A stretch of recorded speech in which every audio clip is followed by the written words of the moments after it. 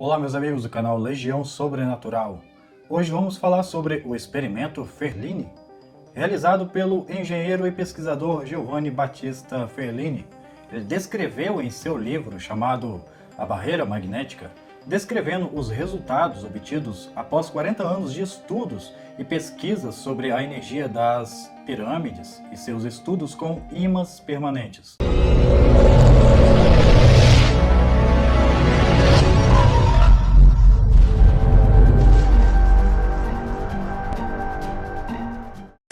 O resultado dessa pesquisa foi uma abertura no espaço-tempo usando campos magnéticos giratórios, muito semelhantes aos estudos dos giros naturais de Victor Schönberg, que será um assunto que mostraremos nos próximos vídeos aqui no canal Legião Sobrenatural.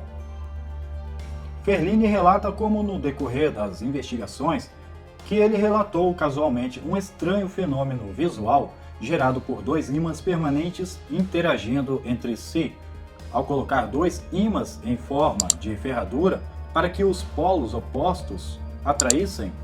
Se eles se aproximassem muito lentamente, era atingido um ponto crítico de atração. Alguns momentos antes, a força atrativa era pequena, mas com um pequeno movimento de aproximação, a força atrativa cresceu muito fortemente. Quando isso aconteceu, Ferlini percebeu que na área central de união entre os dois ímãs, a visão do espaço perdeu a transparência e foi levemente deformada, como se houvesse uma lente. Para ter uma ideia desta perspectiva visual de Ferlini, podemos imaginar esta ilusão de ótica provocada pelo calor escaldante do deserto.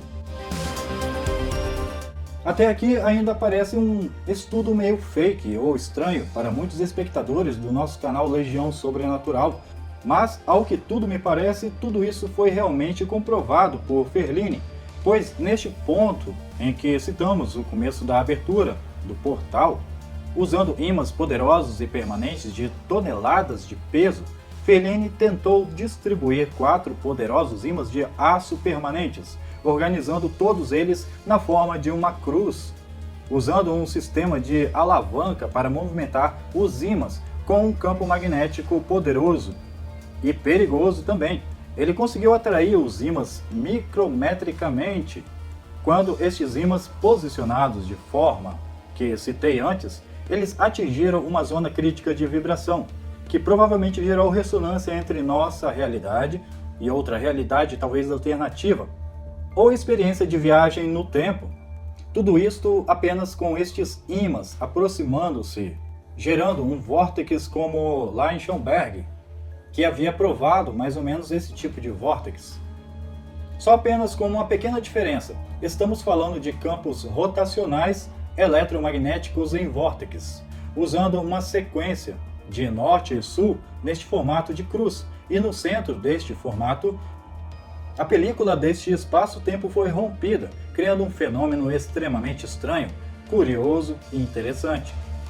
Uma névoa azul, verde e cinza começou a se formar, e um odor de ozônio se espalhou no ar. Ferlini relatou em seu livro o seguinte: estávamos vivendo na extremidade do mundo físico, parte da qual podíamos tocar com as mãos, a parte da qual desapareceu diante de nossos olhos como nunca antes. E esse sentimento também estava em nossos pensamentos, em nossas ações, e era a mesma coisa que o momento crítico entre dois ímãs. Um campo foi criado e posteriormente descarregado em certos momentos indefinidos. E quanto mais eu pensava, mais percebia que a resposta certa era a que eu pensava várias vezes desde que comecei meus estudos sobre as pirâmides, ou a pirâmide de Gizé. É o campo magnético que nos transfere do mundo físico real para o mundo físico real. E de repente todas as minhas perguntas se iluminaram em minha mente. Aqui estava realmente o segredo da passagem entre as duas realidades. Mas tudo isso ainda foi pouco para Ferlini. O fenômeno foi repetido desta vez devido a um acidente, e Ferlini foi envolvido em uma névoa azul e desapareceu completamente diante de seus amigos pesquisadores. Você que nos assiste deve se perguntar para onde Ferlini pode ter ido. Ferlini pesquisava muito sobre os fenômenos eletromagnéticos misteriosos, da pirâmide de Gizé. Isto estava o tempo todo em sua mente. Foi o que aconteceu. Ele realmente, de acordo com seu livro, foi transportado pelo espaço-tempo, rompendo a película que nos separa desta realidade que conhecemos para a realidade em que ele mais pensava em seu consciente ou subconsciente, que foi nada mais, nada menos que na época em que a pirâmide de Gizé estava com sua estrutura original de construção. Ele conseguiu ver tudo isso, mas em seu livro ele cita algo interessante nessa experiência estranha para todos nós, que ainda não sabemos como tudo isso funciona na prática. E ele disse o seguinte: senti um calafrio, levantei-me abruptamente e olhei para os prédios vizinhos. Ao invés disso, vi uma construção de pedra muito alta com o vértice, ou telhado, inclinado coberto por uma estranha camada de metal. Eu era claramente visível. Um imenso edifício embaçado pela neblina e nada mais ao redor. Eu percebi que era incapaz de falar ou me lembrar de alguma coisa. É exatamente como se eu estivesse no vazio mais absoluto, não apenas externo, mas também em meu próprio mundo racional e psicológico. Percebi que não conseguia pensar logicamente, pois estava deslumbrado com o ápice do edifício que brilhava ao sol. Uma névoa azul acinzentada começou a se formar na área delimitada pelos polos dos ímãs e Ferlini deduziu que poderia ser ozônio, para que eles fossem equipados também com máscaras de gás para evitar exalações venenosas. E a névoa intensificou sua cor cada vez mais, tornando-se mais verde quando a posição crítica fosse atingida. Enquanto seus assistentes estavam mais distantes, Ferlini aproximou-se do portal, apoiando em um dos ímãs para examinar a barreira magnética mais de perto. Assim como a máscara limitava sua visão e seus movimentos, decidiu removê-la e apoiar um dos ímãs. Ao se aproximar da barreira, ele se viu catapultado em frente às pirâmides de Gizé, mas não as atuais de hoje que conhecemos, mas no momento em que as pirâmides estavam inteiras, com a ponta de quartzo coberta de metal. A brilhante ideia de Ferlini era simular o campo energético da pirâmide usando imagens permanentes. No fundo, a partir de suas evidências, era evidente que havia uma conexão direta entre a energia das pirâmides e o magnetismo. Com seus colaboradores, desmontou um motor elétrico e retirou 4 ímãs permanentes em forma de ferradura que estavam no estator e os organizou em 4 cantos. E enquanto regulava as respectivas distâncias, mantendo os polos alternativos, ele percebeu que havia uma distância crítica, no que uma força de atração muito abrupta se manifestava, e se você regulasse a distância para que essa força estivesse no limite entre fraca e forte, uma barreira borrada formava no centro, que o impedia de ver a mesa inferior que se formava. Ele percebeu então que sua teoria estava correta, que o experimento tinha que ser replicado em uma escala maior. Ele encomendou 4 ímãs grandes em forma de U, feitos de aço temperado e posteriormente magnetizados. Cada um pesava várias toneladas e foram transportados por caminhão. Outro fenômeno que aconteceu durante este experimento foi a máscara de gás que eles usavam, pois achavam que estavam produzindo gás ozônio, quando esta névoa era produzida com a aproximação dos 4 ímãs que, em seu centro, criava um certo embaçamento que seria a abertura do espaço-tempo. Então estas máscaras eram usadas, pois que neste caso seria muito tóxico, já que eles achavam que se tratava de gás ozônio. Ferlini apoiou esta máscara em um dos ímãs e foi para o centro embaçado, onde acabou desaparecendo diante de seus colegas, e esta máscara, quando Ferlini retornou, não retornou junto com ele. Só mais tarde, algum samaritano gentil devolveu esta máscara que estava lá no Egito, lembrando que este experimento foi realizado na Itália. Mas como alguém poderia devolver esta máscara para Ferlini? Sim, cada integrante do laboratório tinha seu nome e endereço, ou até mesmo o nome do laboratório gravado na máscara. Assim, qualquer pessoa que encontrasse poderia saber para onde devolver esta máscara.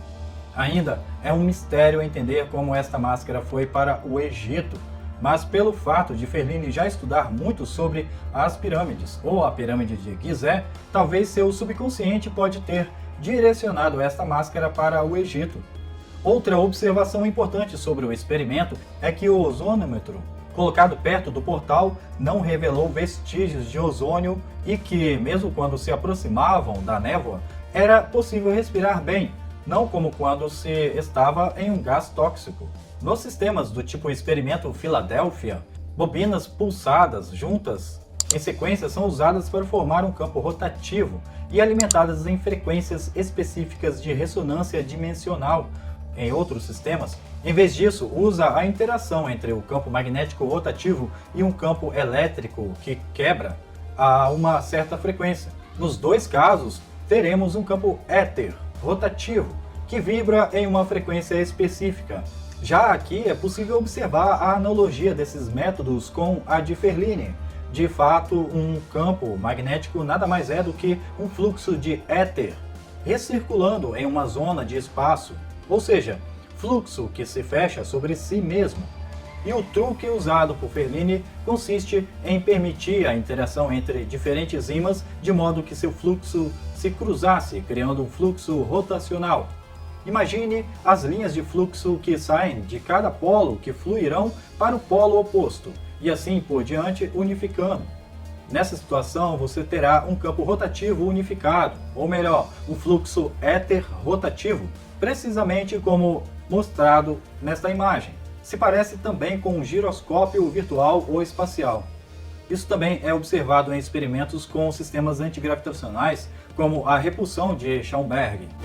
No famoso experimento Filadélfia, o navio foi envolvido por uma névoa azulada que ficou verde antes de desaparecer, embora nos navios do Triângulo das Bermudas, antes de desaparecer ou partir, certos efeitos especiais entram em uma névoa acinzentada, às vezes esverdeada. São dois casos de mudança de fase e se encaixam, obviamente, no experimento de Ferlini. Obrigado por ter assistido este vídeo até o final, galera. Inscreva-se em nosso canal e ative o sininho de notificação. E eu quero pedir a todos que me sigam nas redes sociais, como Instagram, Facebook, Twitter, que estão aparecendo aí na tela. E na descrição deste vídeo, todas as informações citadas neste vídeo, inclusive os sites e nossas redes sociais, estão descritas aí para vocês clicarem e me seguirem, para que possamos aí interagir mais com tecnologias esquecidas ou não divulgadas. E também lembramos que temos o canal Escola de Criadores para quem quiser criar seu próprio conteúdo. Acesse pelo card aqui em cima, que está aparecendo agora, e deixe seu like também. Comente o que você achou deste assunto, pois merece grande atenção para aqueles que gostam de tecnologias abafadas ou esquecidas. Um grande abraço a todos, fiquem em paz e até o próximo vídeo. Até mais. Tchau, tchau.